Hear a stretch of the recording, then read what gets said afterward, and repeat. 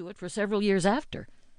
And yet the actual facts of the case have long given way to vague community memories, speculation about who killed Jennie Merrill, and even ghostly legend. In the Natchez City Cemetery, however, headstones serve as reminders of what was very real. Jane Surgett Merrill is buried in the Merrill family plot. The long granite ledger marking her grave is etched with a large Celtic cross, her name, and the day of her death, August 4th, 1932. Less than 100 yards away, Dick Dana, born Richard Henry Clay Dana, is buried in the small gated plot of his family. A modest marker bears only his name and birth and death dates. Less than 10 yards from his final resting place is a simple headstone that marks the grave of Octavia Dockery, who lived with Dick Dana and served as his guardian.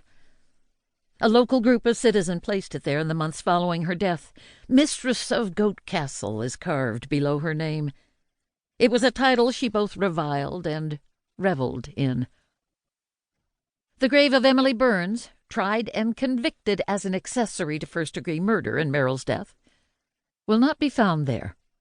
She is buried in an unmarked grave in Skinner's Cemetery on a shady hillside off of Liberty Road, where the members of her church, Antioch Baptist, are laid to rest.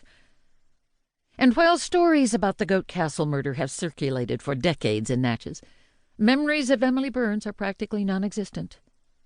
Sentenced to spend the rest of her life at the Mississippi State Penitentiary in late November 1932, she was swiftly forgotten, as were the facts that led to her conviction. The course of this case may seem perfectly ordinary. In the Jim Crow South, justice for the murder of a white woman often meant the conviction of a black person. In Mississippi, blacks convicted of petty crimes could end up at Parchman, the state penitentiary. There they labored in the cotton fields like their slave ancestors had before them, working under the supervision of a gun-toting white man on horseback. While a murder conviction often meant death by execution, Emily Burns instead received a life sentence because the jury could not agree on her punishment. And yet, almost 8 years to the day when she arrived at the prison, Governor Paul B. Johnson suspended her sentence. She quietly returned to Natchez, where she lived until her death in September 1969. So why did the national media pick up this story and follow it daily until the trial ended? Why did newspapers and magazines continue to publish articles about the crime for decades? Why was the case a cause célèbre? Part of the answer lay in the popularity of true crime stories in the 1930s. During the Depression, true crime sold newspapers and magazines and served as a cheap form of entertainment for Americans during desperate economic times. Such stories frequently involved the demise of prominent individuals and were fixated on the salacious details of family dysfunction. The murder of Jennie Merrill in Natchez, Mississippi, had all of this, and then some.